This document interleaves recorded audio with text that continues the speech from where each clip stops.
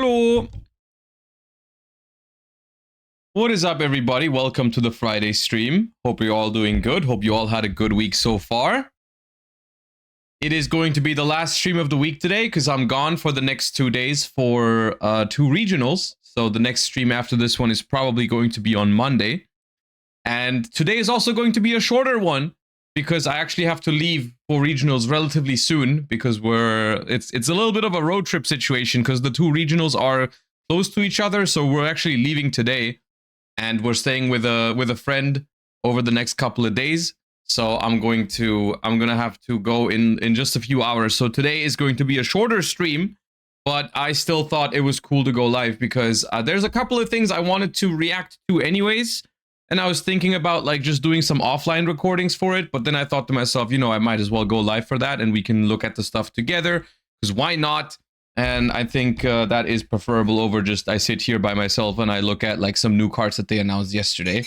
So might as well do it together, I thought, even though if the stream is going to be a little bit shorter as a result of that, but that is okay. So I don't know exactly how long we're going to take today. We've got like 2 hours maybe ahead of ourselves, but yeah. Let's talk about Andres Torres' bandit list. I don't know if I have the time for that, but I've seen it already and I think it's interesting. I think it's interesting because it has a couple of the elements that I also noticed when I was playing the deck myself, right? Like the fact I like that he only played 1 opening as well. I also like that he's playing less branded fusion. It's only 1 branded fusion if I remember correctly. That's cool. I'm not quite sure if I'm going to play branded again at the regionals this weekend. I thought about it and I might, but I don't think I have the bird. Or I know I don't have the bird. I don't know exactly what it's called, but I don't have that card. So I don't know if I can go the exact same route, but I had some other ideas on how to change up the list. And I might play branded again this weekend, maybe for one of the 2 regionals. I don't know yet, but yeah. Does it boost the deck that much?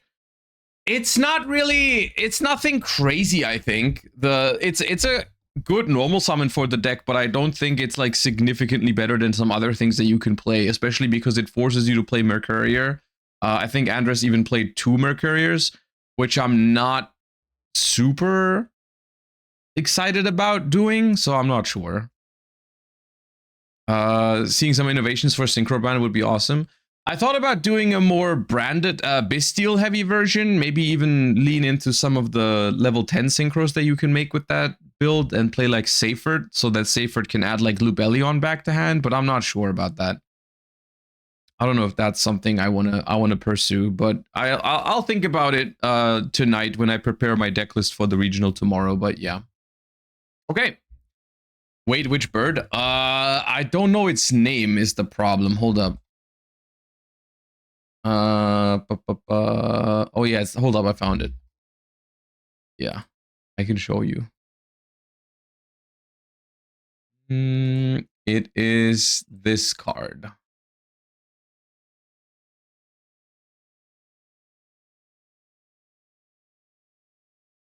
It is Cocatorium, the heavy metal avian.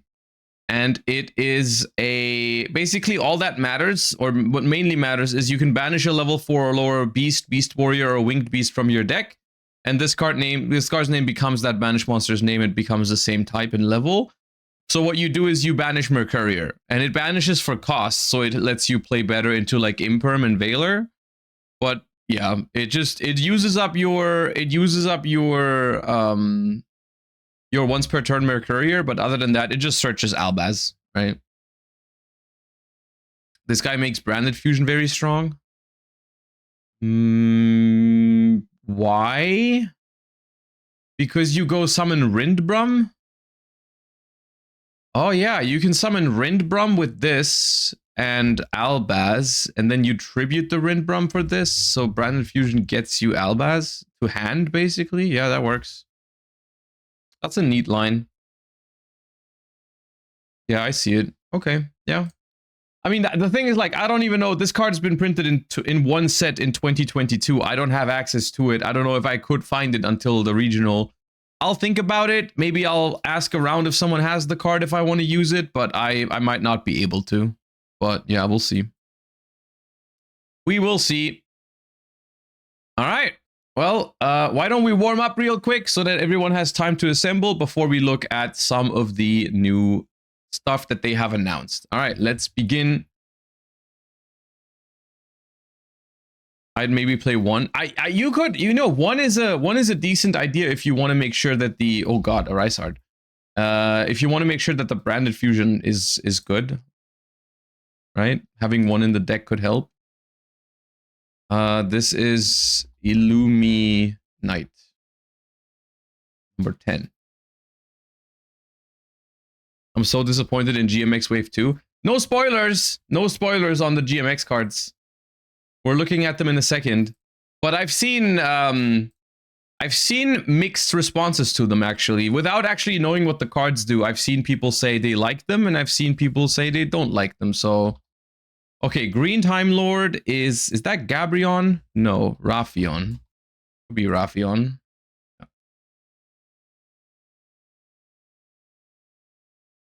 Oh, this is Wingbeat of a giant dragon.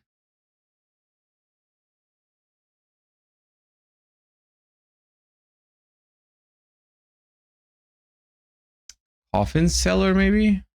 Or Dark Coffin? No, Coffin Seller.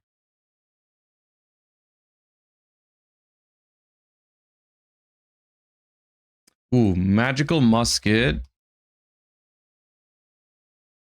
Desperado? No. Magical Musket. Cross Domination? Cross Domination. Necro Slime, right?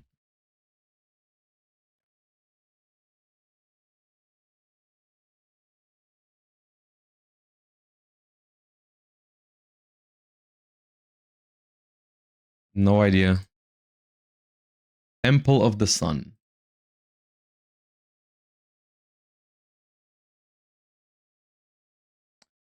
Ooh, is this a Dark Contract? I think it is. Errors? Dark Contract with errors. Could be. Yeah.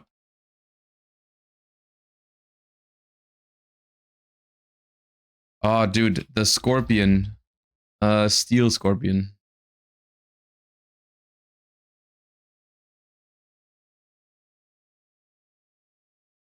This is a Raid Raptor. That Millennium Falcon. No, it doesn't exist. Ultimate Falcon. That's the towers, right? The OG towers. They have a better one now, I think, but that was the first one, the like 3500 one. Oh, that is the dude. What's this called? This is this Simul Archfiends? Yeah, the lingering, the D barrier that's not quite as good as D barrier.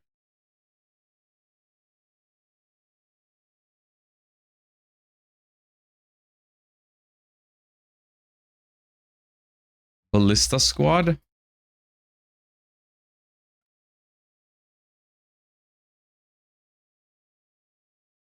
Tyhone.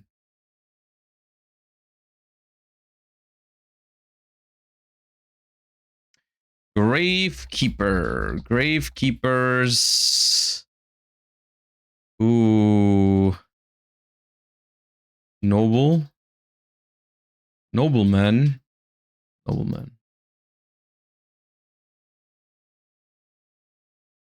Fujin. Fujin. Fidel? No. Fujin. Unity.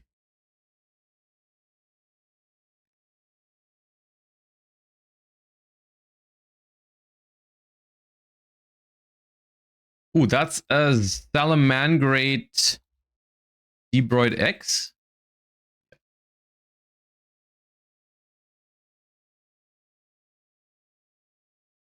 Wait, this is familiar. Oh, this is a Guardian. KS? Yeah.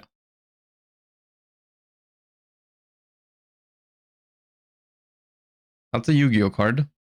Oh, Crystal Draw? No. Rare Value. Yeah. The Crystal Beast trade-in. This is small piece golem? Middle piece golem? Wait. Mid piece? Medium piece? That's what it's called. Medium.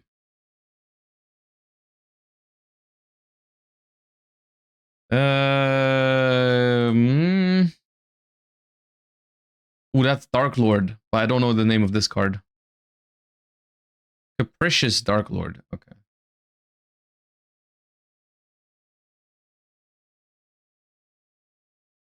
Who are you? No idea. Another appliancer. That is Linguribo, I think. Yeah.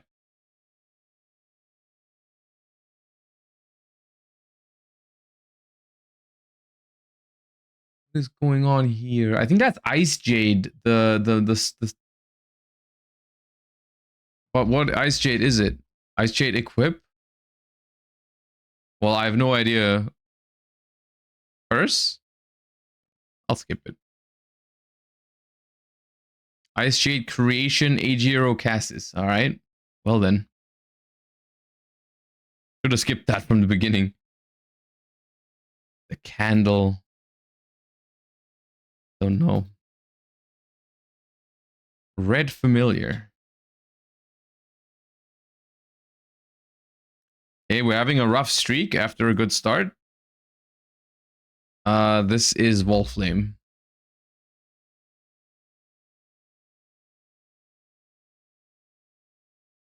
This is Earthbound Immortal Azla. Ooh.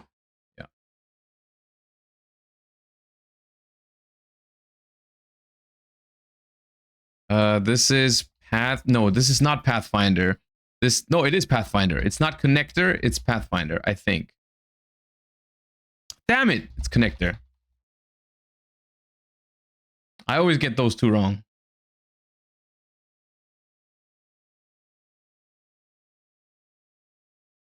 This is Rainbow Bridge. Rainbow Ruins. The field spell. Yeah, okay. Snowman Eater! Oh, I didn't need the second zoom. I already saw it.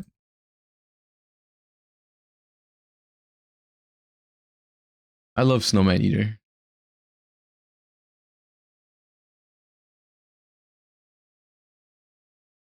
Fortress Whale? Sea Stealth 2.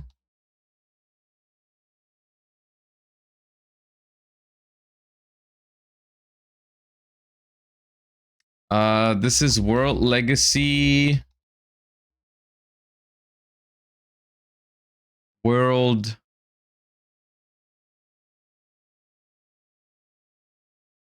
Armor? Oh. Adventure card? Oh! Magic Horror? Right, okay, my bad. I thought it was the hand, the World Legacy hand thingy. Oh, that is Barrel Dragon. The OCG art. That is Alligator Sword.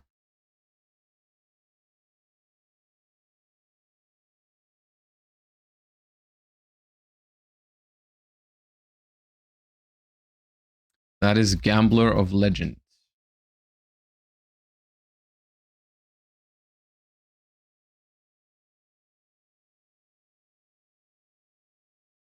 That is a hero. Koga.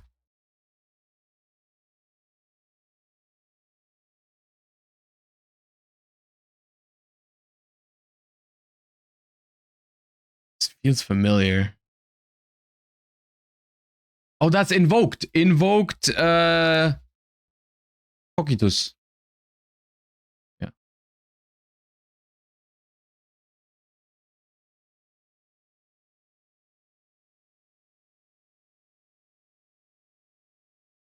Oh, Ancient Warrior. I'm skipping.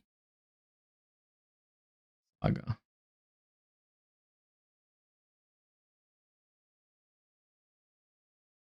That's Ogdodik. Logos. Logos.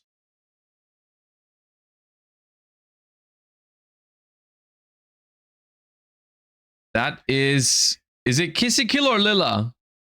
I always forget. I know it's Evil Twin. I think it's Lila. Evil Twin Lila.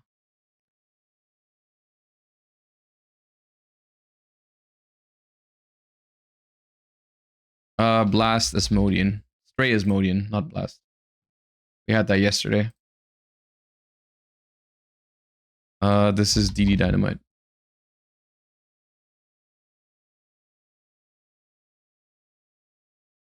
This is Wind Up Rat.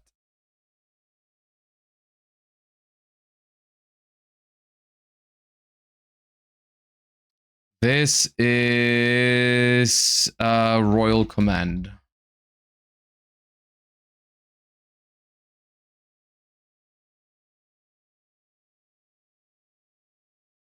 This is Zodiac Gathering. No?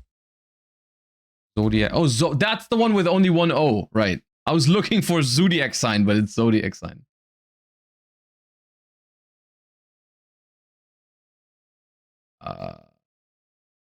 It's one of the fossil cards. Flint. This is a Herald. Herald of Pure Light? No. Is it maybe not a Herald? Oh, it's not a Herald. Then I don't know. Oh, it's a Vylon. Ah. Vylon Sphere.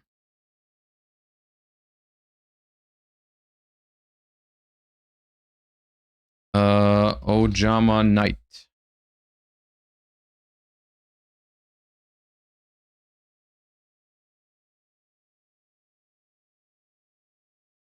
Starry Knight. Oh, there's a lot. Ice Queen. Wait, it's not Starry? I thought the background. Oh, my bad. I thought those stars in the background were Starry Knight. Ooh, this is old. Oh yeah, vanilla, 1600 attack. I think 1800 defense. The Gross Ghost of Fled Dreams. Ooh, this is a freed. Matchless? No. Wait, is it not? This is freed. It's not my body as a shield. I don't know what it's called. That is freed though. Memory of an adversary.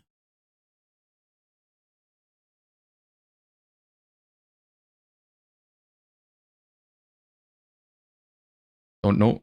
Don't know. Don't know. I'm a thief.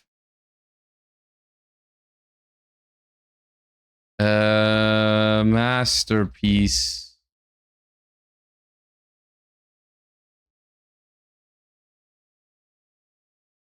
No. Oh, Master Pendulum. Ah.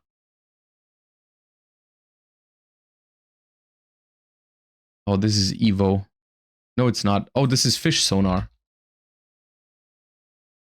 Yeah. Come on. Good last minute. Ah, dude, what is he called? Nether Soul?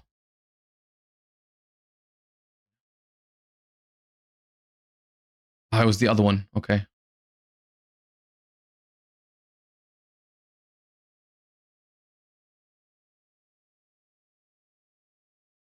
I've seen it. Umbral Soul. Come on, dude. Insect Knight.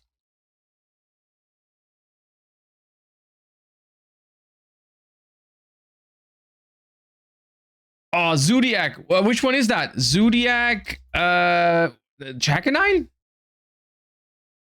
Yeah. Oh, one more. Who are you? It's old. I know it.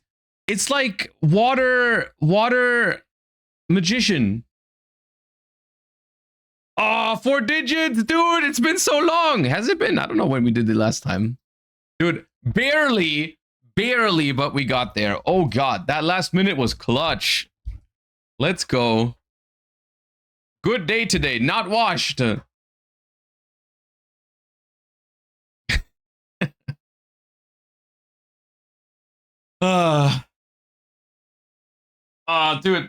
that was a stressful finish. We needed 100 points in the last minute, but we clutched it. Nice. Nice, nice. All right. Well, not even 2K? Ah, shut up. Oh, the year is 2015. Okay, the year is 2015, and we're looking for a small card. A small card from 2015. What do we have? 2015 was Pendulum introduction, so maybe a small Pendulum? Because it could still be a Pendulum for all we know. Bunbuku is a good shout. It's not a Pendulum. Okay, it's not a Pendulum. It's a level 3. It's a level 3 from 2015. And the stats are 1300 or 1400 attack and less than 1500 defense, but more than 900 defense. Cosmo. A level 3 for Cosmo would be Sword Trooper, but Sword Trooper is less attack than 1200, I think. It could be Cosmo. What's the one in the Farm Girl? But isn't Farm Girl 1500? Yeah, it's 1500. Farm Girl doesn't work. Let me just double check. Sword Trooper is 1000. Also, that's later. Cosmo. I don't think there is one, actually. I don't think it's a Cosmo. I don't think there's another level 3 Cosmo that I'm forgetting. No. Not a Cosmo. Infernoid? Infernoid could be 2015. Harmadick's too strong. Nope. Not Harmadick. Necros? The only level 3 Necros would be Colossalus, but that has hella defense. That's not less than 1500 defense. Random Performapal. Dude, if I type Performapal in here, we're not going to get anywhere with that. There's a billion trillion Performapals. I don't even think it shows all of them. I think it's capped to a certain number. Yeah, that's not all the Performapals. Some Melodious is from 2015. 2014? Dude, I did not know that. I did not know Melodious was this old. Holy. I thought Melodious was like, I don't know, 2017 or 18. Crazy. Well, no, it's not a Melodious. Level 3 from 2015.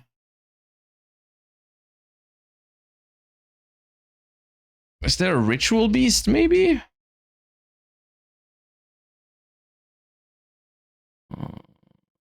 Most of them are wind, though.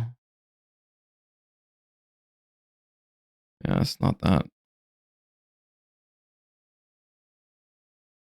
Super heavy. Super heavy samurai. It could be an earth, so not a bad shout. 500, 1000 doesn't work. The attack is very specific, so it's hard to even guess something. Kagemusha Knight? No, that's 2012. Fullhelm Knight? Fullhelm Knight is from 2011. Yeah, 2009 even, not 2011.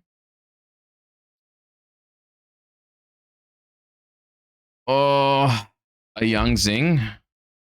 I think Yangzing, most of them are 2014, actually. I don't know if they have anything from 2015. They do have Zephra New. Zefruxi.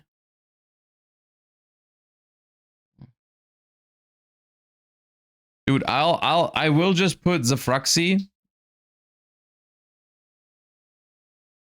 Just to see the attribute. Okay, it is an earth monster. It is an earth monster. That's what we learned. It's not a worm. Earth level 3. That eliminates a couple things. Rhino Warrior. I think Fiendish Rhino Warrior is from 14. Oh, 16 even. Fiendish Rhino Warrior is from 2016. Otherwise, a good guess for most of the other things. Gem Knight. Gem Knight. Oh. Lapis. No. But there seems to be some Gem Knights in 2015. Nothing on here, though. Taniguku? The hell is a Taniguku? That's from 2021, but stats-wise, a good guess. That one actually fits the stats, but no, the year doesn't match. Deskbot? Dude, I'm out of ideas at this point. Deskbot, do they have any level 3s? Stats doesn't work on this one. Nope. Arrow Mage?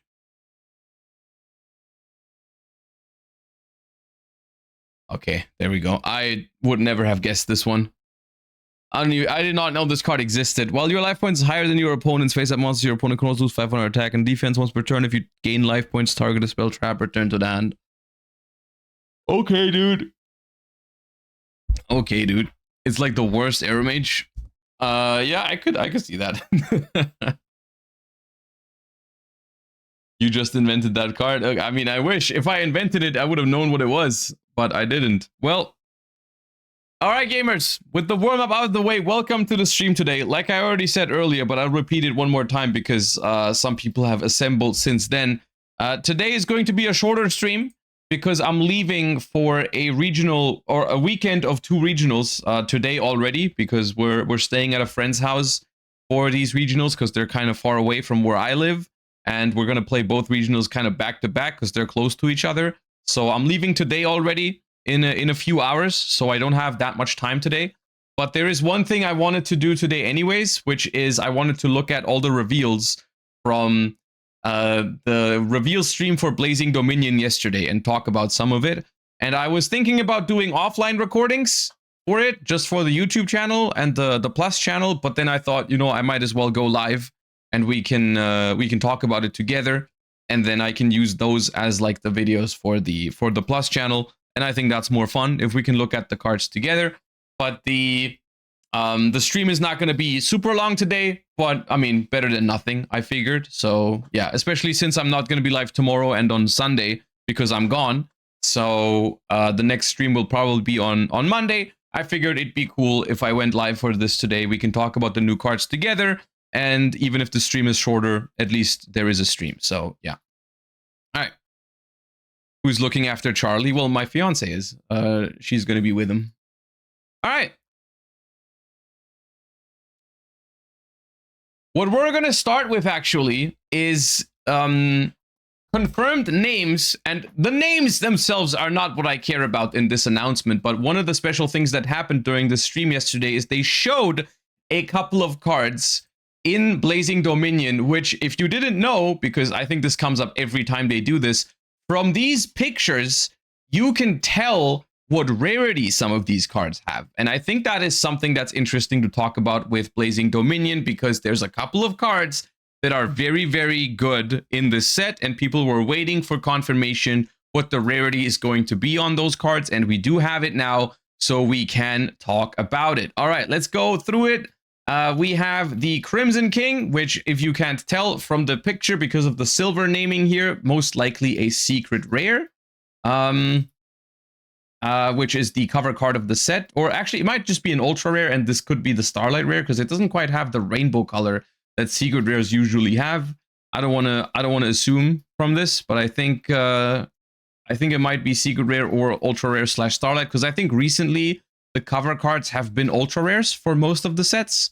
So that's that. But I think for this card, quite frankly, it's a cool card, I think, but it doesn't really matter that much if it's an ultra or a secret, because it's not going to be part of like a meta deck. So I think it's not going to be a super expensive secret, even if it is one. But there's a couple other cards that are more important when it comes to the rarities. And then Red Hypernova Dragon is going to be, if it's a black text on a monster, that means it's either a common or a super rare. For this one, I would guess super rare, but yeah. All right.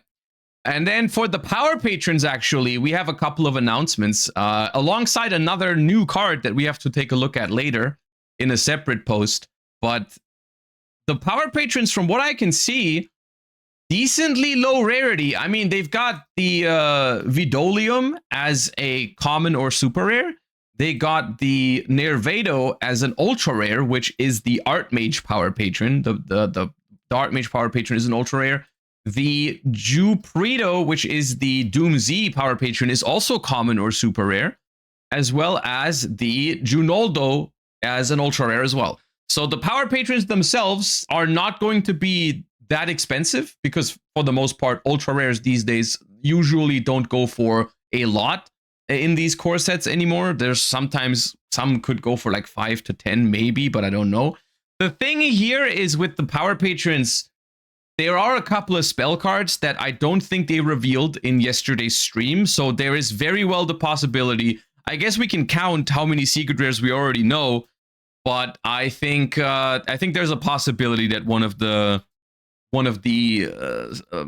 power patron spells could be a secret rare, right?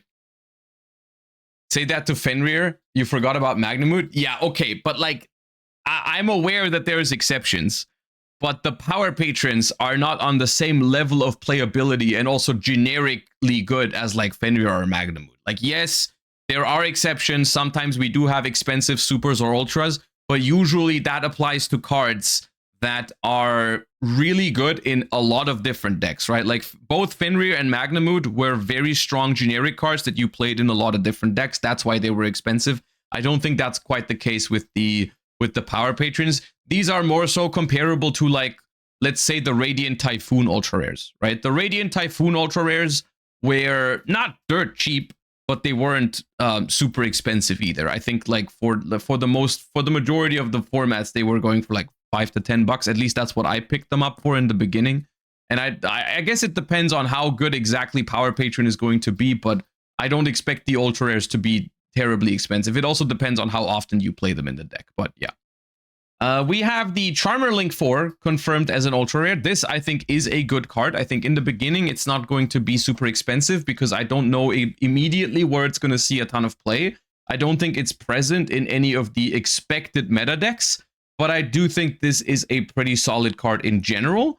So if this card is cheap on release or around release of Blazing Dominion, I do think this is a good card to pick up and just have a copy to eventually use.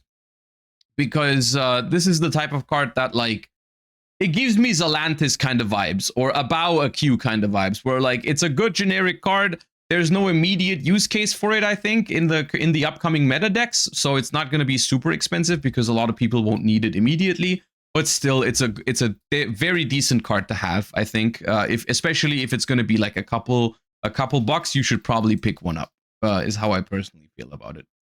And here's the big news, and this is something. I mean, it's expected, but at the same time, it's still something I feel like we should talk about. Hydraulis Harmonia, as you can tell from the picture here, has been confirmed as a secret rare in yesterday's stream in Blazing Dominion, which, to be fair, is not surprising, but I still had a little bit of hope that they would do like the Magnamut or Fenrir thing and give us the super rare or ultra rare treatment on this card. It's going to be hard to say how expensive exactly this card is going to be because on the one hand, it is incredibly hyped right now. Everyone is looking forward to this card and understanding how good it is. And a lot of the decks that are going to be meta in the upcoming format are going to want to play this card. Cool Tune, Mitsurugi, other synchro strategies like Archmage. I think Archmage is not the Elf Node, is the synchro one, my bad. Like there's a lot of decks that can use this card. At the same time, I don't know how well it compares to other super expensive staples from the past. We talked about this on yesterday's stream, where people in chat said like this is going to reach the price tag of something like a Molcharmi Fuwalos, which I'm not sure is the case, because Molcharmi Fuwalos is a card that, quite frankly, just goes into literally every single Yu-Gi-Oh deck if you have access to it these days. So it's usually a 3-of that every single Yu-Gi-Oh player wants. So, and I don't quite think, I mean, this card is incredibly good, but there is a lot of decks that can't play it still. There's a lot of good decks that can play it, but there's also a lot of the good decks that simply won't. So I don't know. I don't know if it's really going to reach the price levels of Multrami Fuwalos, but at the end of the day, what we're talking about here is just, we're talking about, is this card going to be 50, 60, or even $100? We're never talking cheap, right? This card is never going to be cheap. Some people are saying it's more like Dominus Impulse. That's what I would also personally compare it to as well, where I would say like Dominus Impulse is a fitting comparison because Dominus Impulse was a really good card and also a 3-of in the decks that could play it, but not every deck could play it, so the demand for it was not quite as high as it was for Multrami Fuwalos. And it still was an expensive card, but it never, I don't think it ever reached the 3-digit mark for Dominus Impulse. As far as I remember, maybe correct me if I'm wrong, but I don't remember Dominus Impulse ever being 3 digits for a card, which doesn't mean it was cheap. To be fair, that Dominus Impulse still was a really expensive card, even if it peaked at around like $70, still is incredibly expensive for a piece of cardboard. And this is something that with Blazing Dominion, we do have to talk about this because I feel like Yu-Gi-Oh! In general has been making a lot of progress recently and a lot of steps in the right direction to make the game more affordable. And I think Blazing Dominion, as amazing as the set is, there's a lot of really good cards in here. Federalis Harmonia in particular could pose like a problem for this entire situation because I feel like with all the good things that have been happening for the affordability of modern Yu-Gi-Oh, like this card might be a step in the wrong direction because like the way I look at it, and this is just my personal opinion, is like I don't mind it as much if like one of the meta decks is expensive because like the core of the deck is expensive. Like if let's say a Marshmallow Yummy is an expensive card, like I know it's not optimal, but I can live with that as long as there's other options in the format that you can play. Like, okay, well, if you don't want to spend the money for Marshmallows, then maybe like you play Draco Tail, or maybe you play Mitsurugi, or maybe you play K9 Vanquish Soul or whatever. It's all right. You just can't play Yummy if you can't afford Marshmallow, right? However, I look at it a little bit more critical when it's like the non-engine cards, right? And I know this card also doesn't go in every single deck. There are decks that don't need this card, which is something that you're just going to have to choose if you don't want to spend the money on this card, right? But I still think like non-engine is something that should be more like accessible for people. And I think that is something that's annoying about Federalis Harmonia in particular being a secret rare. I mean, yeah, this is something I have hope for this to change a little bit once we get overframes in core sets. To be clear, Blazing Dominion, as far as I'm informed, is not a core set with overframes yet. I think that is going to start with Chaos Origin. So there's no other like chase cards in the set to soak up the value in terms of like premium rarities, right? Of course, you have the Starlights as usual, but we do not have overframes, which would cause some people like collectors to rip open the set a bunch, and then maybe there would be more copies of the secret rares on the market, and then maybe they could be worth a little bit less. That whole thing isn't happening with Blazing Dominion. So Federalis Harmonia is probably looking to be an expensive card, even though I personally am not sure if it's really going to maintain a, like you guys were saying, like the pre-sale for this card is like $120 right now. I don't think it should hold that price tag. Pre-sale is always something that you cannot really rely on when you look at the value of cards. And for all the logical arguments that I can make, I don't think that this card should reach 3 digits because once again, I think it's a really strong card, but I think in terms of the demand, it's more along the lines of something like Dominus Impulse because it's not going in every single deck. Like it goes into a couple of strong decks in the format, but not every single deck needs this card. And so I think it's not gonna, I personally don't think it should demand a such a high price point. I think it should drop a little bit lower, which still by no means this card is not going to be cheap. Which is unfortunate, but I don't think 3 digits is accurate, personally.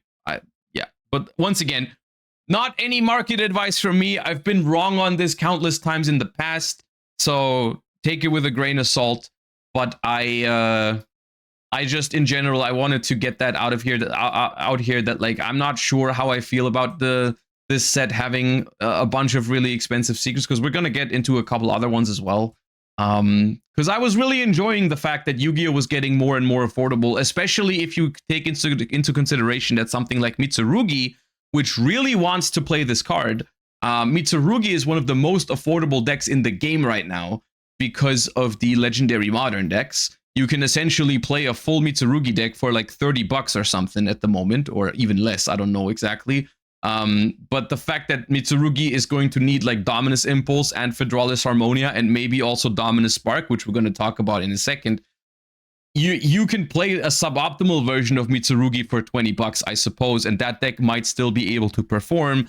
But if you're really going to want to like maximize your chances of doing well with the deck, then it's going to be pretty costly, right? Which is going to feel bad for the budget players, but that is just how it's going to be, unfortunately, for Fedralis Harmonia. We have the Rahamu Envoy of the Sacred Tome, which is a solid Fairy Link 2 as well. That is going to be super rare or common. We have people have been making fun of the translation of this card. It's called Super Duper Polymerization, which is funny. I personally don't mind it. I think it's funny. I like it. I don't mind it if a card has a goofy name like that. So yeah, Super Duper Polymerization is going to be in this set. And here we have the thing that I just mentioned. We have Dominus Spark, which is going to be a secret rare in this set as well. Now, here's the thing. One of the worst things that can happen with a Yu-Gi-Oh set is that it only has like one good secret rare or something like that, right? This is some of the most outrageous price tags in the past have been on Yu-Gi-Oh cards when they were like the only good card in the set. A good example of this, even though it's not a core set, is Baron de Fleur, which was an ultra rare in Legendary Duelists in a set that outside of Baron de Fleur had like pretty much nothing. And I think Pot of Prosperity, now that you mention it, is also I think Pot of Prosperity is also an example of this, where like the set just wasn't all that good overall. There weren't a lot of chase cards in it, which as a result, if the only good card you can pull is Pot of Prosperity, then Pot of Prosperity is going to be exceptionally expensive, right?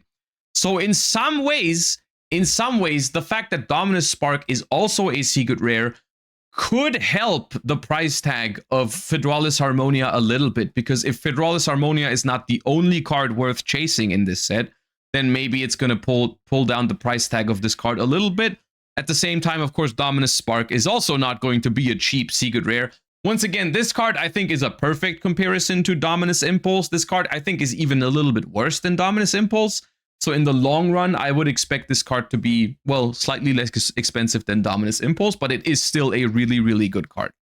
And those two are not even the only good secret rares in this set. Another secret rare that is very good is Solemn. Well, it was called Solemn Report, but it has been translated as Solemn Accusation. This is the card that single-handedly destroys Sky Striker and Radiant Typhoon because you negate a spell trap and then you can choose for your opponent to banish all the copies of it from their deck and hand. So essentially, if your opponent activates MST and Radiant Typhoon, the card is gone forever. If your opponent activates Engage, the card is gone forever. So that is going to be a very strong side deck card moving forward. And I'm not a big fan of the card's design. I've been pretty vocal about my dislike on counter traps and Omni Negates in general recently. But I mean, we don't have to go into too much detail here. This card is a very good card, no questions asked. It's going to be not a side deck staple, but definitely a card that people will want to play in their side decks. And it is also a secret rare, so this is also going to be a good pull. Definitely not as popular and as good as Dominus Spark or Fedralis Harmonia, but it is another solid secret rare in the mix for Blazing Dominion. So yeah. And then this is something that I have mixed feelings about. On the one hand, I think this is incredibly cool, but on the other hand, I'm a little bit sad as well. Clown Crew, which is an archetype that I'm very much looking forward to. These are, I think, probably my favorite cards I've reacted to all year so far. It's probably the archetype out of 2026 I'm looking forward to the most. And they have zero ultra rare or higher. Everything in the Clown Crew deck, and they revealed all of them. Every single card in this deck, at least for Blazing Dominion, they get more cards in Chaos Origin. Maybe they get other like higher rarity cards there, but everything here is common or super rare, which on the one hand is going to make this a super cheap deck to pick up. I think that's cool because it is, at the moment, let's be clear, it's looking more like a rogue deck. At least from the current situation in the OCG, where I mean, maybe it's going to pick up some steam after the Chaos Origin support, but for now hasn't really seen any impact on the format. Hasn't really been played that much. At least in the competitive space, it hasn't really done anything. So it is definitely more on the rogue side. So it being a cheap option that people can just pick up to try it out is something that I'm all here for. At the same time, I feel like if this had like an ultra rare or two, because it is a rogue deck, the ultra rare wouldn't have been worth anything, to be fair. Like, if I guess you can view it one of two ways, right? Like, for example, if this card was an ultra rare in this set, right? If this card was an ultra rare, it probably wouldn't have been expensive, right? It would have been like €1 or €2, probably, maybe 3, right? If the archetype is popular because people want to try the rogue deck, then maybe it would have been a little bit more, but there's no way it would have been expensive. I don't think. I don't think, personally. It's completely hypothetical because it doesn't happen, but I feel like it would have been a cheap card because it's at the moment it's a rogue deck. So I would have liked this to be higher so that you can pick up Starlights if you want to, you know, play the deck, but it is okay. At the end of the day, I'll take it. I would have liked to be able to pick up like a Starlight rare version of the clowns, but I think it's all right. Everything common and super makes it a very accessible deck, which I'm all here for. At the same time, it is a deck that can play Dominus Spark, and it's also a deck that can play Fedralis Harmonia. So much for the budget aspect of it. I mean, I guess you can just play a version. You can just play a version of the deck without the cards, but at the end of the day, it's like the same situation as with Mitsurugi. Like, the optimal version of the deck is probably going to play Fedralis Harmonia and or Dominus Spark, right? So yeah. And those are the rarity reveals of cards that we already knew. None of the effects here are new. It's just something I wanted to talk about because specifically the rarity of Fedralis Harmonia and Dominus Spark, I think, are very impactful.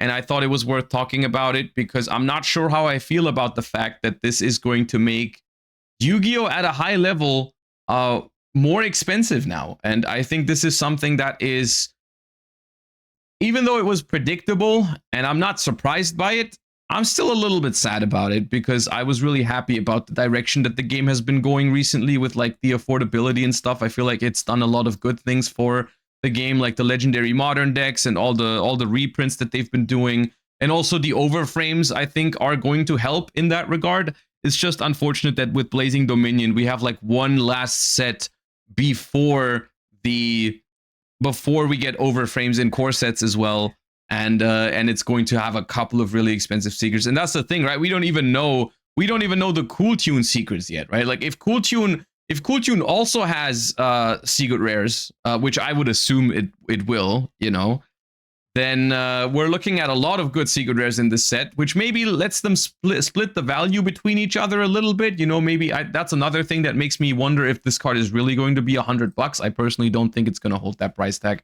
If Cool Tunes also has a secret rare, like, you're going to have a lot of good secret rares in this set, and that's going to be rough if you're trying to compete, I suppose, because if you can't play Cool Tune for budget, if you can't play any Fedralis Harmonia deck in general for budget, then I don't even know what's left in the upcoming format. I guess you're gonna have to play like the decks from the previous format, right? Like, you're gonna just have to hope that like your Mitsurugi without Harmonia or your Draco Tail whatever can keep up. Elf Note, Lucina is also a secret, and I'm pretty sure Lucina is pretty expensive. Sky Striker, yeah, you can play Spy Striker. You can play Sky Striker for relatively cheap with the decks, but I guess enjoy getting Solemned and not being able to activate Engage for the rest of the game. So yeah, mixed feeling on it, but at least we do know the rarities now of all of these cards. So yeah. And now for the new cards. Evolution cannot be stopped with the new GMX. All right, we've got the second wave of GMX support revealed in yesterday's stream. Let's take a look. I personally, what I'm expecting from these so far, I would say the GMX cards, even though they haven't really done anything competitively, I think are relatively close to being good, actually. And it might surprise you because I don't know how the community feels as a whole about GMX, but I personally think the first wave was actually not bad, even though they haven't really taken off yet. But I think the thing with GMX is that they're just a good, I think they're a good, like, what's the word? They're a good engine. They're not their own deck yet, but I think they are a good dinosaur engine, and there's just no good dinosaur deck at the moment. But with maybe the second wave, or maybe with future dinosaur support, I could see the GMX cards being solid, definitely, even with just the first wave. So let's see what we get. We have GMX partner Celandea, which is a level 5 fire warrior. You can reveal this card in your hand, special summon a GMX monster or a dinosaur from your hand. Also, you can only attack directly with GMX monsters for the rest of this turn.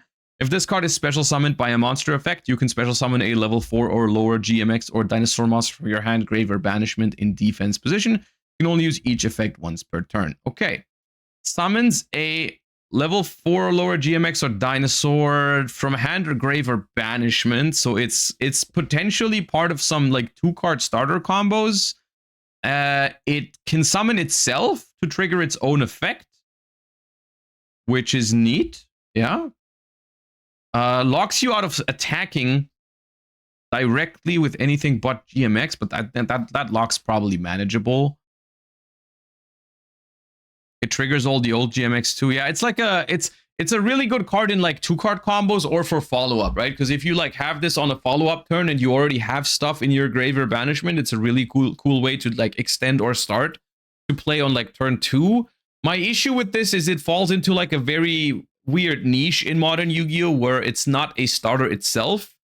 It's mainly good for follow-up, or it's mainly good to enable like 2-card combos, which is typically not the greatest for modern Yu-Gi-Oh! Cards, right? Is GMX, Jokel, and Lantern in the same card? All right. Calm down. There's no way you just said that. There's no way you just compared this card to Jokel and Lantern in the same card. Come on, that's not fair. It's not that good. It's not a bad card, but come on, dude.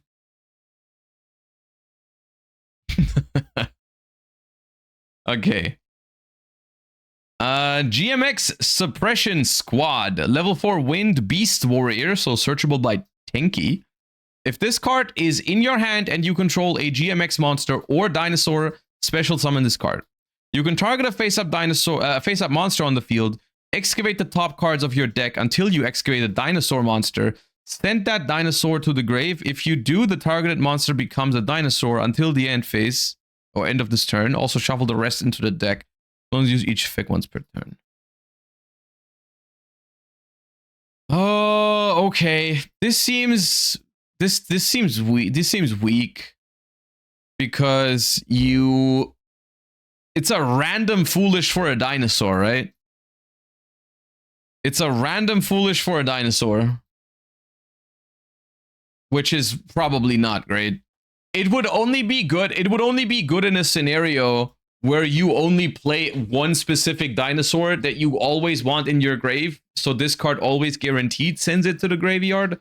But there's other cards that can do that for you. I'm pretty sure Oviraptor can just do that. I think Oviraptor can add or send. So if there's a dinosaur you want in your graveyard, there's no reason you have to play this card. You can just normal summon Oviraptor.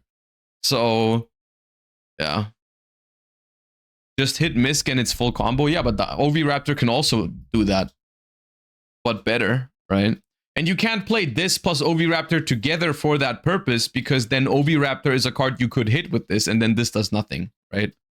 Unless there's one caveat here, which is if the fact that you turn something into a dinosaur matters.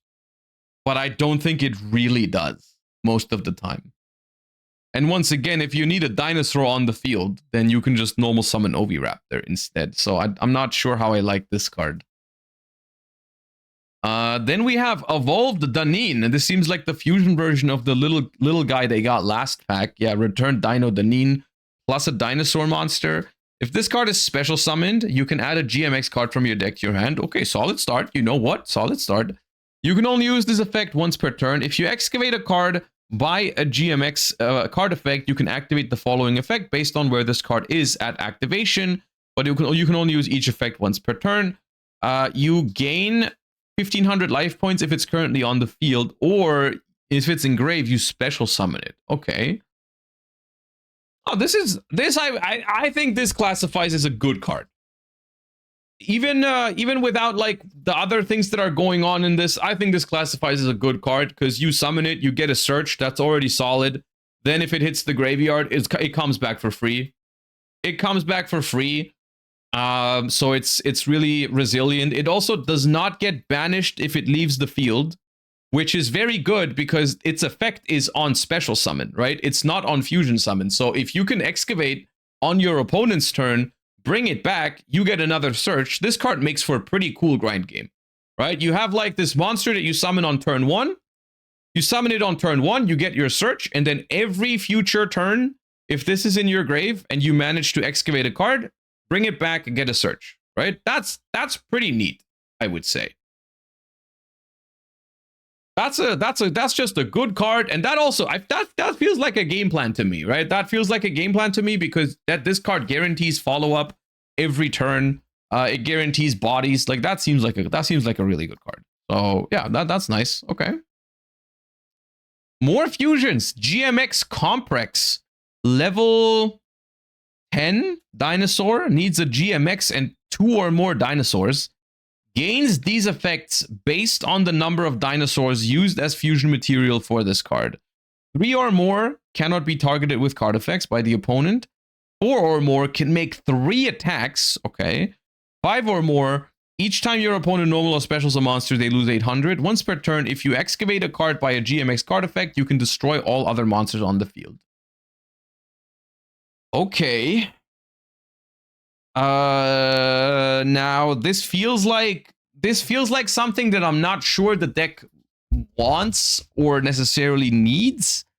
I mean, I know, you know what, it needs something like this, but this is like a big payoff for if you're playing like a pure GMX deck, or if you actually want to finish the game with your GMX cards, right? Because so far the GMX cards, like I said earlier, I view them more as like an engine to get your other stuff rolling, right? Like, which is something like GMX for hire is something that I've experimented with, or you can just play like GMX and then just good stuff dinos or whatever.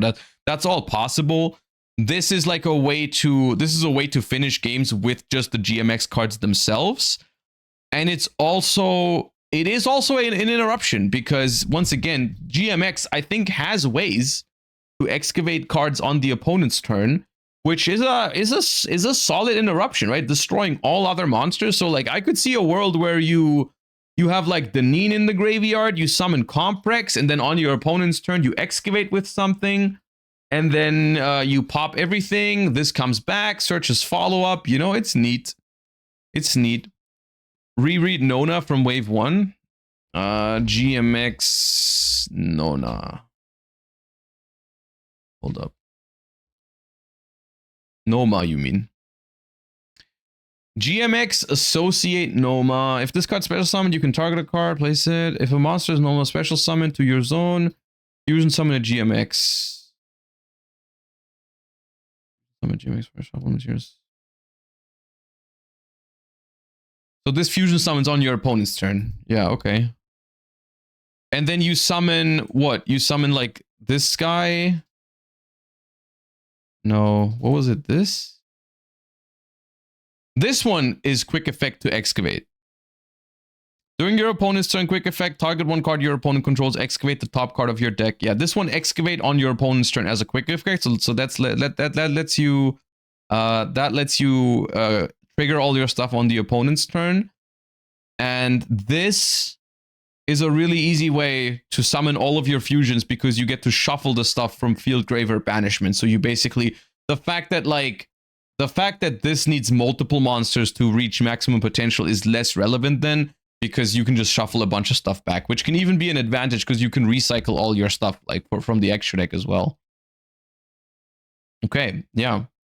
I mean, it's not like the craziest payoff we've seen, right? Like this card is for a boss monster standard, this card is just okay, right? like these cards clearly have two different purposes, right? Like this one is supposed to be like your engine, your follow-up, your grind game, and this card is your boss monster, right? And this card, for what it's supposed to do, I think this card is really good, right? This is a really good engine slash grind game machine, right? This card is strong at what it's trying to do. This card is a boss monster, and I see that it does have some good applications, but it's definitely not like the greatest boss monster out there, right? One thing you missed about the Deneen fusion is it's not a GMX monster, and that's important. Yes. Yeah, okay, but like, why is that a bad thing? Because it is still a dinosaur, so it can still function as a fusion material for this card. And like, I guess, yeah, no, I don't think it matters. The old 55 summons only GMX. Oh, that might actually be a problem. Hold up. GMX applied experiment. Oh, it does fusion summon a GMX monster. Yeah, that's a good point. That is a good point. I mean, maybe they get new ways to fuse then if they get this fusion monster, but that is a little bit annoying. I mean, this thing performs a fusion summon, right? Yeah. So this thing, I guess the plan is you summon it with this. Yeah. Okay, but let's finish the cards first. GMX 55th Experiment Report. It's an ultra rare, by the way. Let me check the rarities. This is ultra rare. Nah, okay. Also ultra. A couple of ultra rares for GMX. Okay. Quick play spell card. Fusion summon a dinosaur fusion monster from your extra deck using monsters from your hand, or there you go. This can fusion summon the Deneen. If your opponent controls a monster, you can also use a GMX in your deck. Ooh, I love that.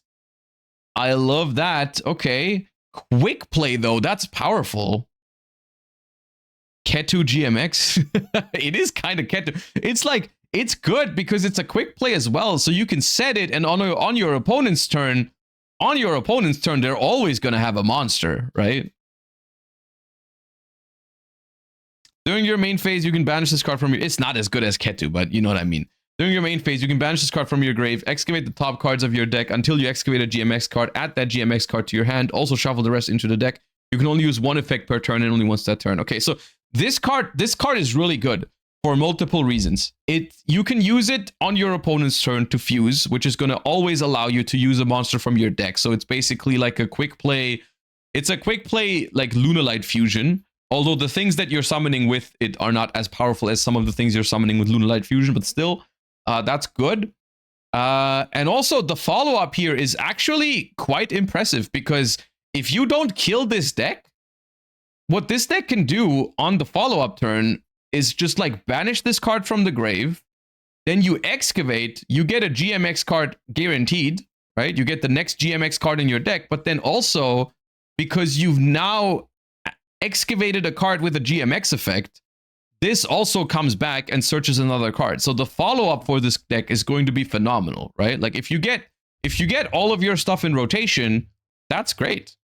You're just going to get this card back for free and 2 GMX cards from your deck on your follow-up turn to just start playing without even using your normal summon or anything like that, right? So the follow-up here is not a problem.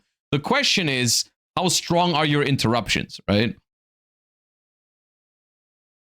All right, but not actually a bad card here. GMX Lab number 5. Field spell card. Your opponent cannot activate cards or effects when you normal or special summon a GMX monster. Ooh, is this like branded lost type shit? So does this mean when I summon, I can potentially like trigger all my effects without my opponent being able to trigger anything or respond to anything? Like I'll just like trigger this effect, destroy the entire board, and you can't do anything about it? Ooh, okay. During your main phase, you can set a GMX spell trap from your deck, except Lab 5, then place a card from your hand on top of the deck. You can only use this effect once per turn. Okay. All right. This card is okay. It's not the greatest starter in the world, because you do go -1 for it. You know, it doesn't just add a card from deck to hand, which is what a lot of modern field spells do. There is some scenarios in which the putting a card on top of the deck is going to be okay for you because you're going to be able to manipulate what card you're going to excavate next. I think that's the idea here, right? I see the idea. But still, at the end of the day, as a pseudo starter here, it's not the greatest. It sets a GMX spell trap, which in this case, I mean, it means you can't ash it, and it also doesn't play into Droll and Lockbird.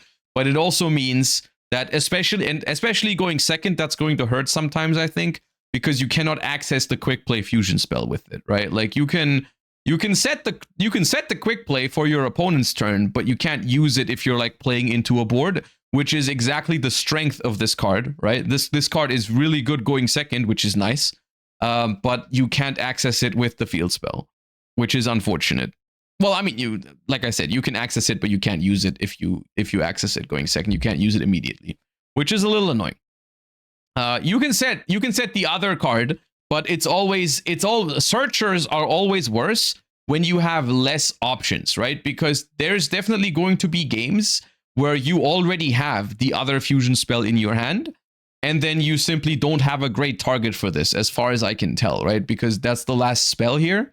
So there's nothing. If you already have the applied experiment in hand or access to it, then this card, you're just not going to use it, right? You just activate it just for this effect, which is maybe still okay, but you're still basically playing down a card for the moment, right? Which is not ideal. So this card could have been better, but it's not a terrible card. But it doesn't strike me as like a 3-of, because it's just not a great starter, I think. And something like Branded Lost, which is probably the closest comparison to this, also usually didn't see play as a 3-of. But Branded Lost also just couldn't be a starter ever. And this card can be a starter, worst case. So maybe it's okay to play multiples, but it could also be like a searchable 1-of that you play if you can already play the game, right? So yeah. Okay. And then we have a trap card. Anti-GMX Final Experiment. Continuous Trap. Activate only if you control a GMX monster. Once per turn, when your opponent activates a monster effect on the field, except during the damage step, you can excavate the top 5 cards of your deck. Then, if you excavated a GMX card, negate that activated effect. Also place all the excavated cards on top or bottom of the deck in any order. Ooh. Okay. So we have a monster negation once per turn, which is technically not bad, but we have to hit a GMX. Like, it's not even guaranteed. I mean, if you're playing a deck full of GMX cards, all right, in a world, I guess I don't hate it in some ways. Let me finish my thought here, because what this means is if you're playing a pure GMX deck, this is not really going to be an issue for you, right? Like, if you're just playing pure GMX, this card is going to hit like 90+% of the time, right? And I know there's ways to guarantee it. Like, there's definitely ways you can manipulate the top of your deck in this deck to make sure that you hit, sure. But I think for the most part, if you're playing a pure GMX deck, you don't have to worry about it, because if you play enough GMX cards, like 20 or so, if you look at the top 5 cards of your deck, you're like 90% sure to hit one or more, right? So like it's fine. And it does have the added benefit of not only do you negate the monster effect, but you also get to rearrange those cards. So you will just improve your other effects. You'll improve your next draw. You'll improve your next excavate, because you simply know what's going to happen there. And I think that's interesting, right? So maybe it's a little bit better than what I thought at first. Once again, it's a trap card, so at max it's going to be a 1-of. I don't know what it is with them, like, always trying to give every deck a trap card. I mean, I get it. Trap cards are part of the game, but like fundamentally, trap cards are usually just bad when you draw them, especially going second. And this is no exception to that. Like, if you're going to have this card in your hand going second, it's going to suck. If you set it up for free going first, then yeah, sure, it's all right. But the risk of drawing it going second always makes me cringe. But the card isn't terrible. The card is not terrible. It looks really cool though. It does look really cool. I mean, I like the aesthetic of the archetype for sure. Yeah. All right, and those are our 7 new GMX cards. In total, we have 2 new spells, 2 new fusions, and 2 new monsters, as well as 1 trap. My gut feeling is I am a little bit disappointed by the monsters. I think this card is pretty disappointing. I think this card is okay. Nothing too crazy though. Nothing I'm super excited for. It's a fine card.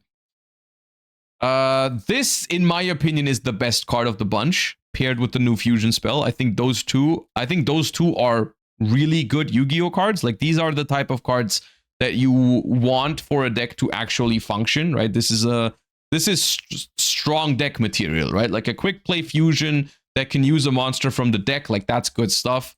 As well as an infinite grind game machine, that's also really good stuff. Like those are two really good cards. The boss monster is okay. Once again, nothing too crazy, but not terrible. Good payoff in like the end game sometimes. It's all right. The field spell, fine. And the trap, just by the nature of being a trap, I'm not the biggest fan of it. It's just going to be a one of in the deck, maybe, that you're going to hate drawing going second, but going first, it's going to be fine. So it's all right. All things considered, I mean, it's not the next Mitsurugi, that's for sure. But I do think there's something to work with here. So I don't really understand. I've seen some people online really hating on the new cards and saying like GMX is completely useless. I don't agree with that. I don't think that's true. I think the first wave already had a couple of really good cards. And I think the second wave also has a couple of really good cards. So I think there's a world where you play this. I think another thing that's just a problem for this deck is not that the cards are bad. It's just that they're kind of lacking a home for it. Like if there's a deck coming out at any point in the future that has a couple of dinosaurs in it that you want, I think it's going to be worth looking back at the GMX cards and maybe try if they can work together. Because I did that with GMX and Fur Hire, and that was not bad. That was synergistic. I didn't think it was good enough to bring to like YCS Dortmund or something, but it was not terrible. You know, it was not terrible. This alone isn't enough. This alone, I don't see how it consistently puts up strong enough boards, personally. If you play a pure GMX deck, like sure, you have infinite grind game from this card, which I think is phenomenal. But you also have to keep in mind you pay a lot of life points for GMX if you use your fusion, potentially, the fusion spell.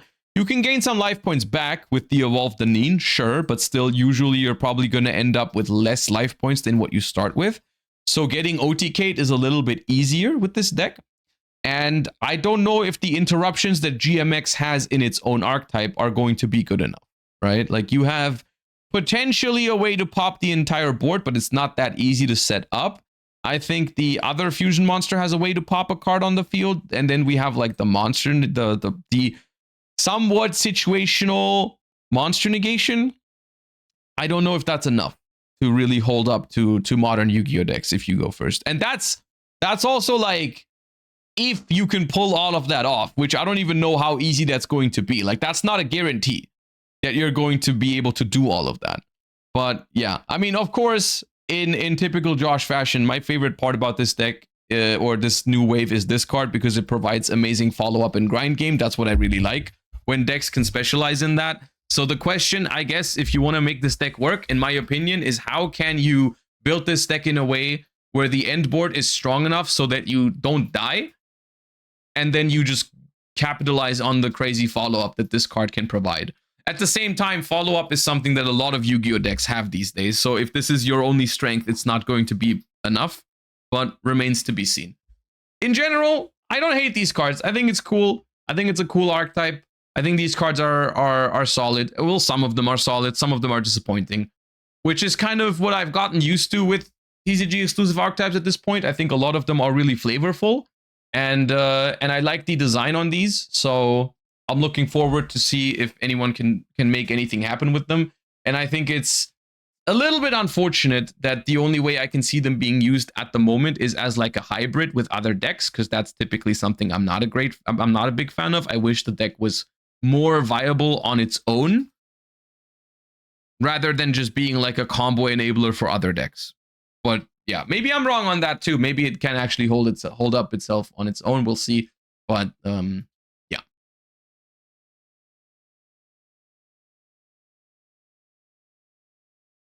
Those cards are fine. It's just another TCG exclusive completely stole the spotlight and switched direction.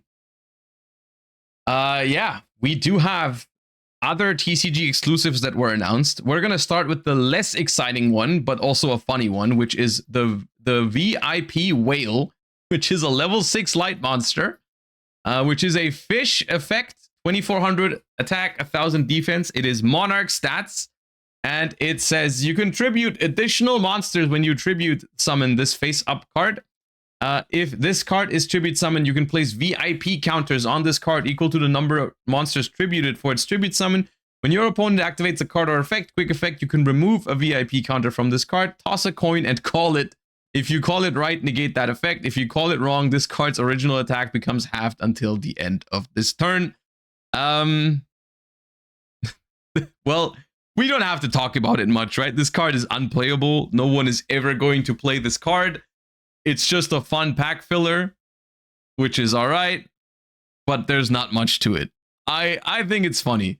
Someone also just said this card is Appaloosa, but with gambling, which is a funny way to look at it. But yeah, obviously, it's not going to be worth it to play a tribute summon in your deck that you have to tribute summon a bunch of monsters for just to get maybe a negate out of it if you flip heads. So, yeah, this card goes crazy with spell card soul exchange. Yeah, I'm sure that's going to be a thing where you play those two cards together. I don't know. I guess, you know what? That is actually, even though the chances for this are incredibly small, this could be the one use case I could see for this card. If you play like Monarchs, because this has Monarch stats, and you decide to play spell card soul exchange, maybe you play this as a one-off so that you can search it with like Return of the Monarchs or whatever. And then if you have spell card soul exchange, you contribute the entire board. It's still super niche and probably would never happen. But that's like the one thing I could maybe see happening. But yeah, I mean, this is just a funny Gamba card that's probably not going to see play. But yeah. Okay. The real deal, I think, the card that was all over my feed yesterday was Shade the Obscure, which is a secret rare in the set as well, and it's quite something.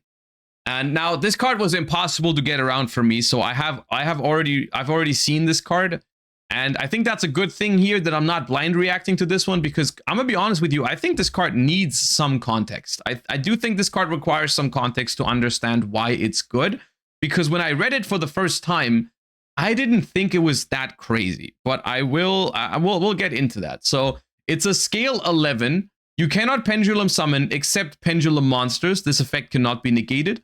If a monster with 1000 attack or less is special summoned, you can return this card to the hand. You can only use this effect once per turn. And then the monster effect is, if you have a card in your pendulum zone and this card is in your hand, you can special summon this card. And then on an ignition effect, you can pay 1000 life points, destroy a pendulum monster card in hand or face-up field. Then you can add a pendulum monster from your deck to your face-up extra deck. You can only use each effect once per turn. So when I read this card for the first time yesterday, my initial response was like, okay, that it doesn't, in a vacuum, this card seems fine to me. Like in a vacuum, this card seems like generic pendulum support, and it's just like, okay, right?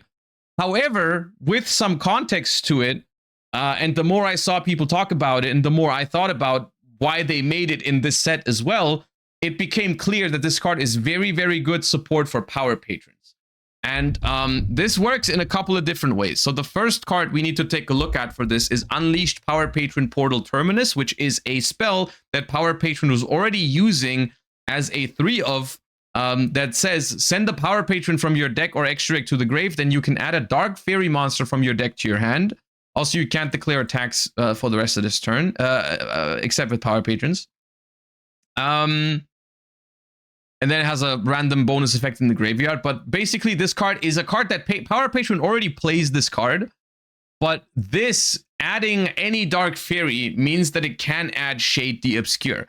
And Shade the Obscure is incredibly strong in Power Patron because all of the Power Patrons, first of all, scale 11, I believe, means you can Pendulum Summon all of these because they are all level 10, the big Power Patrons. But every single one of the Power Patrons has the effect of, if this card is added to your extra deck face up, you can add a Power Patron or in this case, Doom Z spell trap from your deck to your hand. But then, like, for example, the other ones are like, if this card's added to your extra deck, you can special summon a Power Patron or Archmage monster from your deck. So, like, this is the Archmage Power Patron. It tutors out Archmages, and then the Doom Z Power Patron is Power Patron and Doom Z, and so on and so forth. You get it, right? But all of them have an effect if they're added to the extra deck, which is something that they can do in Engine already, but it is, I think, a little bit clunky sometimes because, like, you do have to jump through some hoops to make that happen. And now you can. Now you can. And I think that's going to make this deck significantly stronger because this card, once again, you might think like, oh, this is only part of like 2-card combos because you need a card in your Pendulum Zone. You don't. You can just normal summon this guy. You can normal summon this guy, pay 1,000 life points, destroy itself, and then add a Pendulum monster from your deck to your extra deck, which can trigger any of the Power Patrons that you want. So this is essentially, if you think about it, in some ways, this is also worst case scenario. This is like a Lone Fire Blossom for like Archmage, for example, because you can destroy itself and then summon any Archmage from the deck. So there's a lot of potential here with this card. And also, let me check the scales, but I think all of the Power Patrons, all of them are scale 1. Actually, no, the big one is scale 11. This one is scale 11, yeah. So they have the option to Pendulum Summon already, but with this one being another high scale in the mix, there's going to just be more and more opportunities to use this card. But even if you look past the applications of this card as a 1-card combo, it becomes incredibly broken when we're talking about this card as a 2-card combo, because if you draw this card with any other Power Patron, right, what you can do is you put the Power Patron in the scale, then you can use the effect of this card in your hand. And at this point, it's not going to take up your normal summon. It's going to be a special summon. And then instead of popping itself, what you're going to do is you're going to pop the Power Patron in your scale. You're going to put another Power Patron from your extra deck, from your deck into your extra deck. And then you're going to trigger both, right? You're going to trigger both of the Power Patrons in your extra deck to get both of the effects. And then you can even set up scales and Pendulum Summon them back later, potentially, right? If you have the link arrows for it and so on and so forth, right? You can do all that as well in the deck now. So there's a lot of potential with this card. And this card feels, I mean, obviously this card is tailor-made for the Power Patron deck, or whether it's Elf Node or Doom Z or whatever. It's hard for me to judge exactly in which decks this card is going to go. Like, because essentially with the new Power Patron support from Blazing Dominion, the question is, do you still play an Archmage deck, but you put a couple Power Patrons in? Do you play a Doom Z deck and you put a couple Power Patrons in? Or do you just play like an all Power Patron deck and you combine the entire lore into one deck? All of that is a possibility, and it's very hard for me to predict which direction it's going to go, especially with this card in the mix now. I think if the OCG is anything to go by here, over there, I think they've more so done the thing where they still play the one of the decks. Like they still play like Archmage or mainly Doom Z or Elf Node, but they put like a couple of the Power Patrons into some of them, right? I think this is the card, however, that could maybe make like the pure Power Patron deck or the all Power Patron deck a thing, right? This is a kind of card that could make that work. Because you can access it with your searchers. You don't have to draw it. But if you do draw it, it makes all your combos stronger. Like this is a potentially really, really strong card. So I think this is interesting because it can really change everything. Because I'm gonna be honest with you, my personal expectation for Blazing Dominion format was that the specifically Elf Note was not going to be as good as it was in the OCG. I think Elf Note is eventually going to be very strong when we get the new Synchro in Chaos Origin. But for now, I personally felt like the fact that Baron the Fleur is banned in the TCG makes Elf Note a lot worse. Maybe it would have still been good, or maybe it is still good. Once again, this is just my like preemptive thought on the deck. But I felt like the fact that it doesn't have access to Baron, because Baron is a card that the deck was able to summon very, very early. Because of their level manipulations, it was super easy to summon a level 10 Synchro because they all got level 6s. And their tuner is level 1, but it can increase the level by 3. So it makes really convenient level 10 Synchros. And the fact that we don't have Baron, I think, makes the deck a lot weaker, which is good because Baron allowed the deck. Basically, the play pattern of the deck in the OCG is very much the thing that I despise, which is like you make Baron and then you keep comboing into crazy shit after, which is very toxic. So the fact that we don't have Baron is good. The fact that we get this card, however, might make a difference with how you can approach the deck now. But I guess it doesn't give you a negate or anything for stuff like Nibiru or Droll and Lockbird or whatever. So we'll have to wait and see how big of a deal that still is. But it's certainly an interesting shakeup to the format, potentially, right? Because I was just expecting, those decks to just be like weaker than they are in the OCG. But this is a card that is hard to calculate with. This might change things up. We might have to revisit all of those decks and maybe see how this card changes the entire Power Patron package, which is cool, I suppose. As long as the only thing that I don't want to see from this card is I don't want people to just spam like the level 10s into their extra deck, then make a Link 2, then Pendulum Summon them, and then make like Varudras instead of Baron. But that's something I could definitely see happening. It absolutely could. I feel like that's the most likely way you're gonna see these cards being played, is you just like put a bunch of level 10s into your extra deck, you make a Link 2, you Pendulum Summon those, and that all of that can happen without your normal summon, right? I'm sure there's 1-card combos or 2-card combos that are going to like set up Varudras before even doing your normal summon. And that is scary. Your Power Patron plays Varudras? Yeah, I figured they would. But we'll see, I guess. But I think this is the kind of thing that these decks needed. Also Doom Z, because Doom Z also has a lot of like synergy with this, I think. And Doom Z is a deck that is, I think, a little bit like looking for more consistency, more starters, more 2-card combo enablers. I think that card is really good in that deck as well. So, long story short, it's hard for me to say exactly how good this card makes those decks, but I can definitely see the applications, and I think it's a phenomenal card for those decks. So it is definitely a surprise, and it's going to give us a significant shakeup into how we're going to approach the new format, because this card was not anticipated. I was not expecting a card like this to buff those decks in this way, and it's going to be interesting to see for national season if this card is going to make a difference, or if it's still going to be Cool Tune as the best deck, right? But we're gonna have to wait and see. But for now, that is an announcement that I wasn't expecting. Honestly, that card is pretty strong.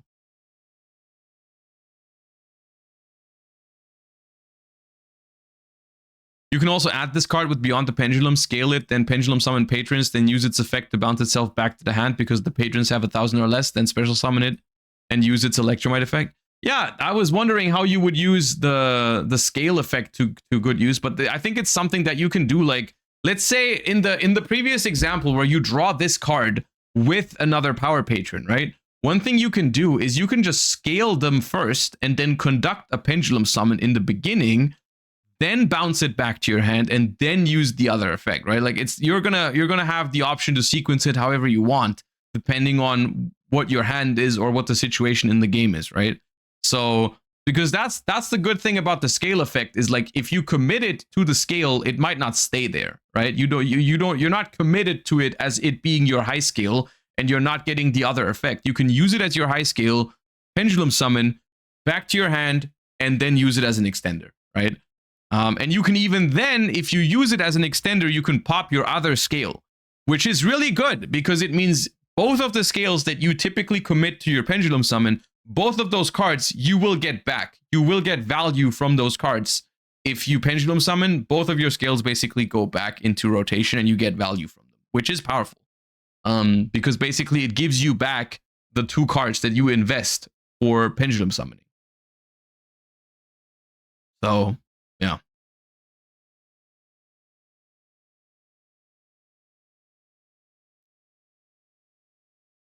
Yeah, and that's all the news we have for Blazing Dominion.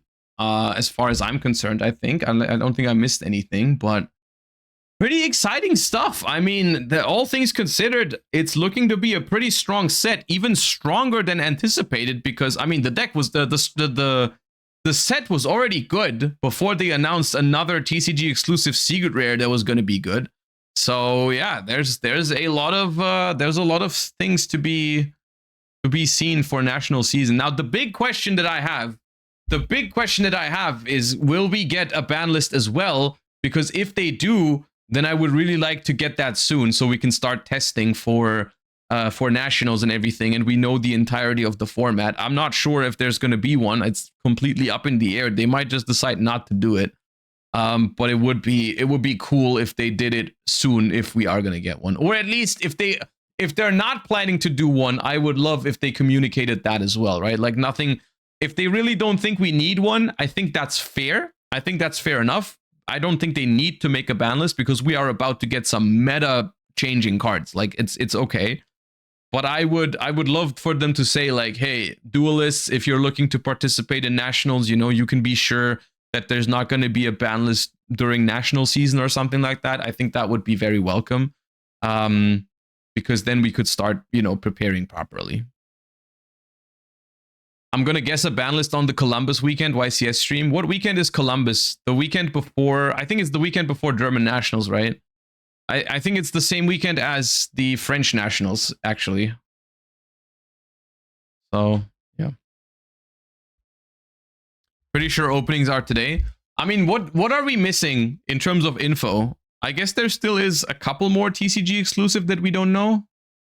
And maybe also just the rarities on like the cool tunes. Aren't all the European nationals always under the same list though? I don't think that's like a rule. I'm pretty sure they've changed the ban list at some point, like during national season. I think that's happened before.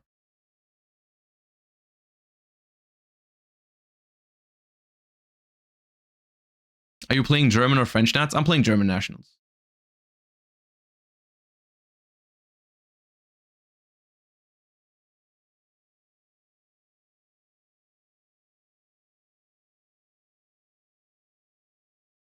First official look on how overframes look in Master Duel. Wait, what? As part of the promotion for the latest OCG set Chaos Origin, Konami have given us a first look at what Overframes extended arts might look like if and when they come to Master Duel in the future.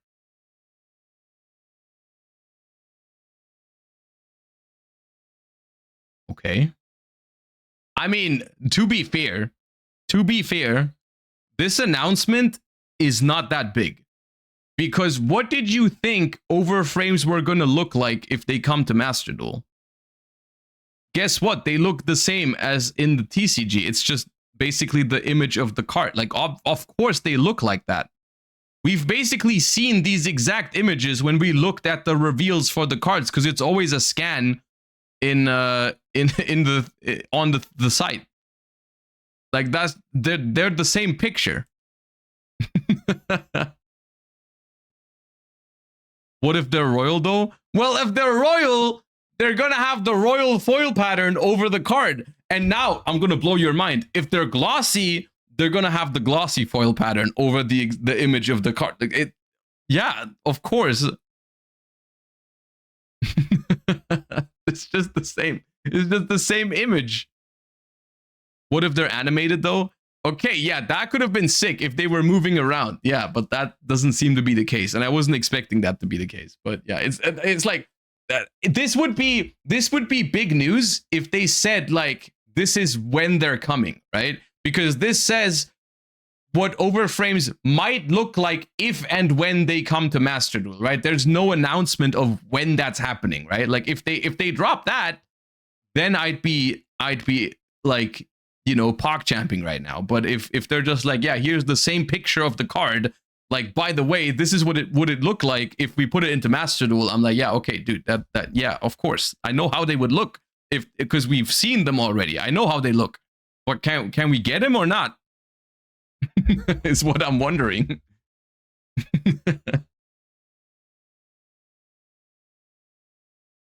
All right. Speaking of, I mean, we weren't really speaking of the OCG, but here we are. The newest OCG Metagame Report dropped right now, like today. And I think this is before Chaos Origin. I think. Correct me if I'm wrong, but I don't see any Chaos Origin stuff in here. I think this is the last couple of weekends before Chaos Origin because Chaos Origin just dropped in the OCG. I think they just got Chaos Origin, so I think this is before Chaos Origin. So this is the situation.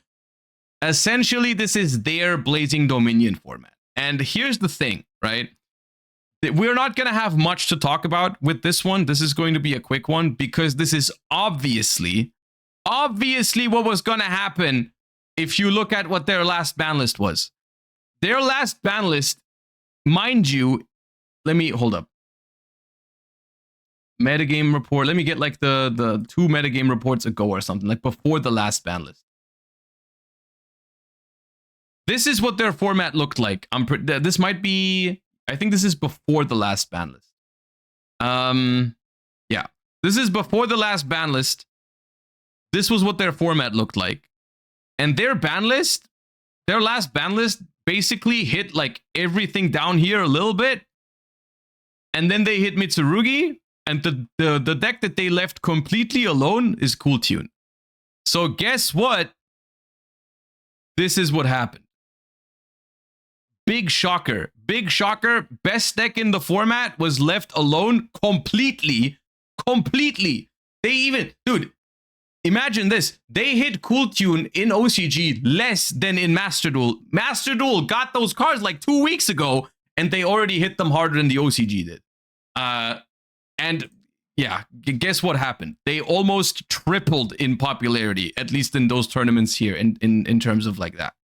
Like, no one could have expected this. No one saw this coming, right? Like, the best deck in the format goes completely unhit and continues to dominate even more. Shocker.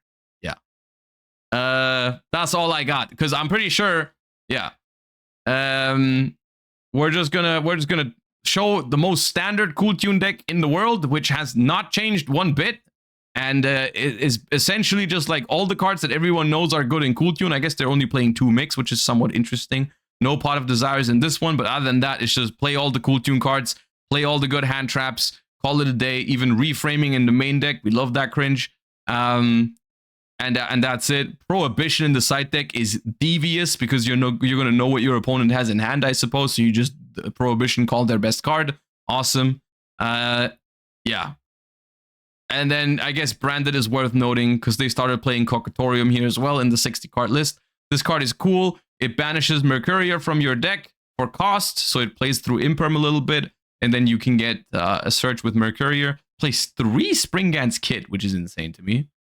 But yeah, 60 card Branded, there you go. And conclusion. Okay. Cool Tune takes a massive lead, solidifying itself as the best deck of the current format.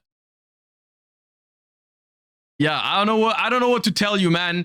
And this has been the thing with like the recent OCG updates all the time. It's just like they got like it's a Cool Tune list, and then maybe like the second best deck in the format, and then they call it a day. And then we go on to conclusions, and then they tell me that Cool Tune is the best deck.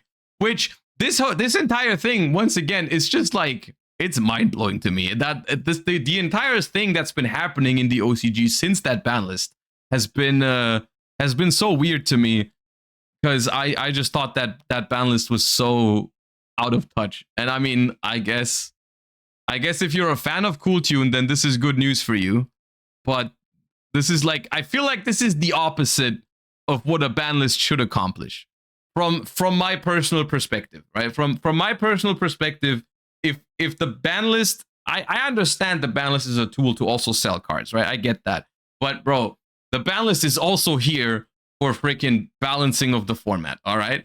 And at this point, it doesn't matter if you're a fan of Cool Tune or not, but if this is the meta breakdown, if this is the format, if you know Cool Tune is already the best deck, releasing a ban list that hits basically everything except Cool Tune is wild to me. I can't get over that. I can't get over that decision. But I mean, this is what you get. This is what you get if you do that, obviously. I mean, it goes without saying. So, yeah. It does what they want, which is to make people buy Cool Tune. Yeah, but here's the thing, right? Is it even... Have they thought this through? Have they thought this through? Because what's going to happen? What's going to happen to Chaos Origin? What's going to happen to Chaos Origin, you think, if nothing in Chaos Origin can compete with Cool Tune? Right? Like, what does it even make sense? Doesn't it make more sense? Hear me out. Doesn't it make more sense to hit Cool Tune to a point where it's still good, but not this dominating, so that people might be more interested in stuff from Chaos Origin? Like, I feel like it's so short-sighted to just be like, yeah, this is the most recent deck. We're going to leave it completely alone so that it can dominate. It's like, yeah, people are going to be forced to play Cool Tune now, but I think it hurts the interest in Chaos Origins. I don't even think it's necessarily a good decision in that sense. People will still buy for the Overframes and Grandmasters if the set has any. Okay, right. So at this point you're saying we're just gonna make our sets so collectible that if the game goes to shit, then it doesn't matter. Which is like, yeah. But also Chaos Origin doesn't have Grandmasters. Grandmasters, once again, this is a common misconception at the moment. People always ask every single set, they're like, are you pulling for Grandmasters, or is Grandmaster in here? Grandmaster was a special one-time thing for now. They might do it again because of how successful it was, but it was a one-time thing for limit over collection, right? They don't exist in Rarity Collection. They don't exist in core sets. Overframes, which is not the same thing, the full arts are going to continue in almost every set, I think, from now on. We're going to get some Overframes, which is awesome. But not every set is going to have Grandmasters. So, I don't know. I still think Chaos Origin could have been much more exciting for the OCG players if this was not the situation that it released in. But I don't play OCG, so once again, as always with these OCG Metagame Reports, I appreciate if we have OCG players in the chat or in the comments who can chime in, especially on the last ban list discussion though. There was a lot of people in my comment section who said like, hey, I play OCG and yes, this ban list sucked. There was not a lot of people who thought it was a good ban list. There was a couple of players who said like, who explained the ban list to me, who said like, yeah, they're doing this because they want to sell X or Y. And I'm just sitting there reading those comments and I'm like, yeah, I agree. I understand, but that's not what I'm asking. I'm asking if you think it's a good list. I'm not asking if you understand, like, oh, they're doing this because they want to sell Cool Tune. I'm like, okay, I understand that. That's very obvious. But I don't know if I think that's a good thing, was my point. But yeah. Cool Tune isn't that broken that Chaos Origin has no chance. Maybe, yeah, maybe it's fine. Look, maybe everyone in the OCG loves the format right now. And this is hard for me to judge because I haven't really, we don't have Cool Tune in TCG yet, and we've only had it in Master Duel very briefly. And even though I'm not a Cool Tune hater. I kind of like this deck. I like playing this deck. I think it's all right. But from what I'm seeing from the community, it's not the most popular deck, dude. I think this deck, I personally think it's a little overhated in TCG. People over-exaggerate with how good it is. Like, I get comments on Cool Tune of like, oh, this deck is so toxic, it rips apart your entire extra deck, when like in reality, I don't know, I've played like 10 hours of Cool Tune this week, and I've resolved Clip like once maybe. So I think it's a little exaggerated, but I think like people just hate this deck, dude. At least a lot of people do. Not everyone does, but like there's a lot of people that hate this deck. But yeah.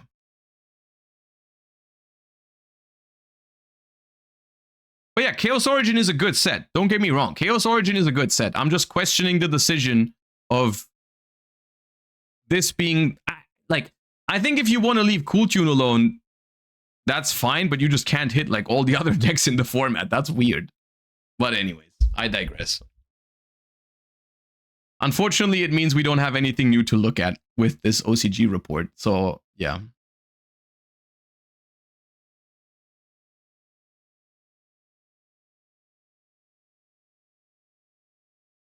Did I say I digest? Well, it's also not wrong, but I meant I digress. New Alistair gotta be competitive even with Cool Tune at full power. Dude, I'm terrified. I'm terrified of the new Alistair stuff. I hope it's bad, but those cards read so custom that I have a hard time believing that it's bad.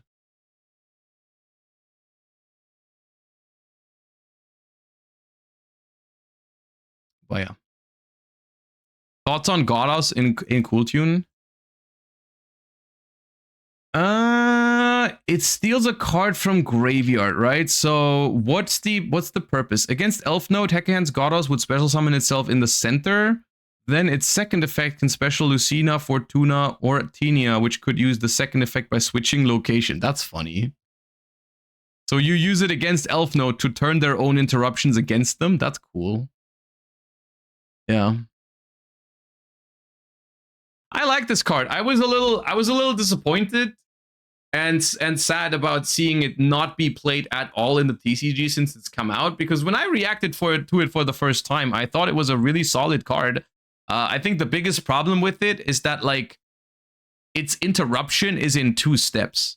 I think that's the problem, because like you have to summon it when they add, right? So they know it's there, they see it, and they can try to maneuver around it. But I do think it's a good card. I do think it's a good card that is going to have, it's gonna have its time in the sun at some point. There's going to be a form. Maybe it's this format. Maybe it's good enough in next format for it to consistently see play. But I think it's a really cool card. So yeah. Magronero, thank you for the Prime. And Anonymous Gifter, thank you for the gift sub. All right. That being said, gamers, I know it's sad, but this is going to be the end of the stream today. I have to get going. I still wanted to react to all the things with you guys together, so I decided to go live instead of doing it off stream, because I always think it's more fun to react to new stuff together with chat instead of doing offline recordings. But I have to get going because I'm leaving for regionals today already. I have to still pack my stuff because I'm going to be away for a couple of days because we're doing a little road trip action and sleeping at a friend's house for the regionals, and I gotta get going. So I hope you enjoyed the stream, even though it was a little bit shorter than usual, but I hope you have a wonderful rest of your day. I hope you have a great weekend as well. I will see you all on Monday, because like I said, I'm playing regionals Saturday and Sunday, so I won't be live those days, but I will be live on Monday. I'll see you all then. Thank you all